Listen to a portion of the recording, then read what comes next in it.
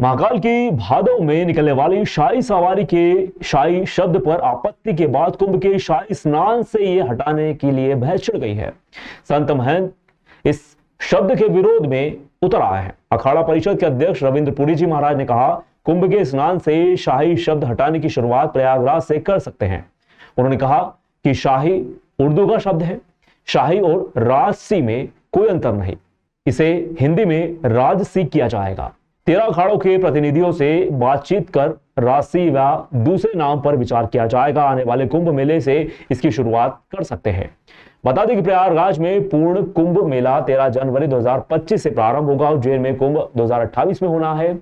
उज्जैन में सिंहस्थ कुंभ 2028 में होगा। इससे पहले प्रयागराज में 13 जनवरी से 24 अप्रैल 2025 तक पूर्ण कुंभ मेला आयोजित किया जाएगा।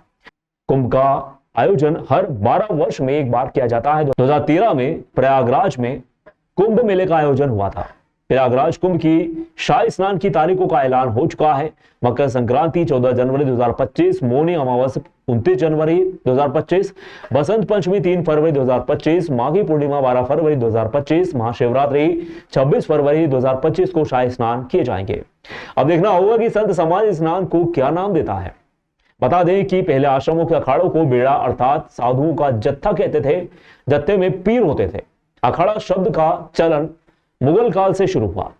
हालांकि कुछ ग्रंथों के मुताबिक अलख शब्द से अखाड़ा शब्द की उत्पत्ति हुई, जबकि धर्म के जानकारों के मुताबिक साधुओं के अक्खड़ स्वभाव के चलते इसे अखाड़ा नाम दिया गया है। देखिए, यह स्पष्ट है कि जिस जगह पे जिसका शासन होता है उसकी भाषा उसकी सरकारी कार्यप्रणाली में आ जाती है, शासकीय कार्यप्रणाली में आ जाती है। यही भारतवर्ष के साथ हुआ। मध्यकाल के अंदर आक्रांताओं का कुछ जगहों पर इस तरीके से प्रभाव पड़ा कि उनकी भाषा की व्यापकता हमारे दैनिक जीवन के अंदर आ गई।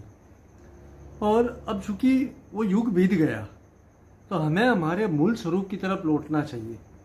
मध्य प्रदेश शासन ने बड़ी अच्छी बात कही कि हम शाही सवारी की जगह उसे दिव्य यात्रा कह सकते हैं, राजसी यात्रा कह सकते हैं।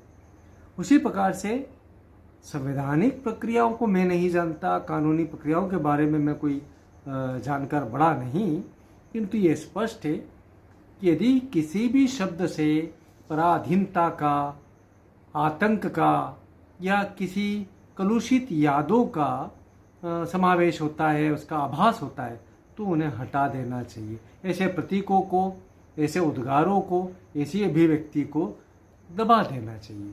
तो वहीं पर हम चाहेंगे कि कुंभ मेलों के दिव्य स्नान कहलाने लगे, अमृत स्नान कहलाने लगे, क्योंकि अमृत कुंभ छलका था। तो ऐसे अनेक विद्वज्जनों से हम शब्द ले सकते हैं जिसको हम हमारे पौराणिक आधार पे, वैदिक आधार पर, हमारी संस्कृति के आधार पर, हमारे सनातन हिंदू धर्म के आधार पर उनको समाहित कर सकें हमारे इन कार्यक्रमों के अंदर, इन अवसरों, इन आयोजनों के अंदर। जी, तो मैं चाहूँगा कि निश्चय ही परिवर्तन स्वागत योग्य है।